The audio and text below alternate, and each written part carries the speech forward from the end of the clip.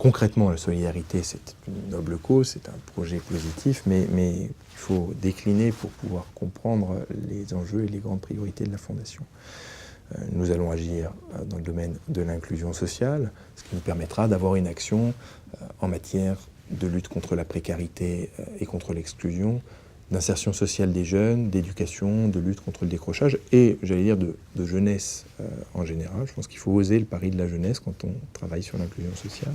Un programme comme celui que nous soutenons avec les écoles de la deuxième chance, c'est quelque chose qui relève évidemment de la thématique de l'inclusion sociale, où on essaye justement de pouvoir accompagner des jeunes qui sont en situation de rupture dans leur construction personnelle, dans leur accompagnement vers une insertion professionnelle et dans un programme qui dépasse largement celui que pourraient leur offrir d'autres associations ou d'autres structures publiques de l'éducation nationale.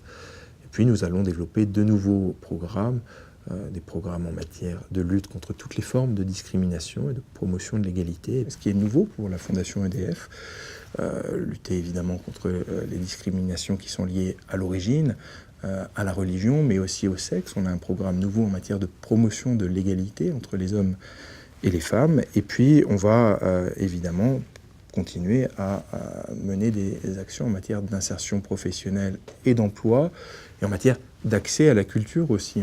La Fondation EDF fera certainement moins de soutien de la création artistique pour pouvoir se consacrer, en préservant son action culturelle, pouvoir se consacrer donc à des programmes d'accès à la culture, l'accès de population à la culture ou l'accès de territoire à la culture. C'est ça l'inclusion sociale, c'est avoir une dimension globale qui permet d'aider chacun à trouver sa place dans la société. Ce qu'on essaye de faire cette année avec les Eurockéennes de Belfort, c'est aussi de l'inclusion sociale, c'est de l'inclusion des personnes handicapées aux grands événements culturels. Je vous le rappelle, on va soutenir cette année le Festival des Eurockéennes, non pas pour aider le festival, mais dans l'acquisition de matériel favorisant l'accessibilité des personnes handicapées, ce qui va permettre à des personnes handicapées de pouvoir participer à ce type de festival.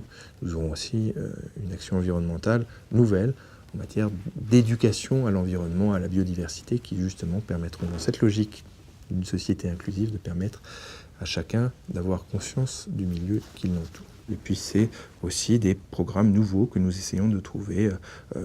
J'en ai en tête sur l'accompagnement de jeunes enfants en classe de CP, mené par une association qui s'appelle l'AFE, et justement où, dès les premières années de la vie, on va essayer justement de soutenir des programmes qui permettent à des enfants qui seraient un peu en dehors, eh bien, de pouvoir être accompagnés, d'accompagner leur famille pour pouvoir acquérir un socle de connaissances minimales. Et c'est en jouant sur ces causes, c'est en jouant au plus tôt et le plus en amont des problèmes que nous pensons pouvoir agir et faire bouger les lignes dans notre société.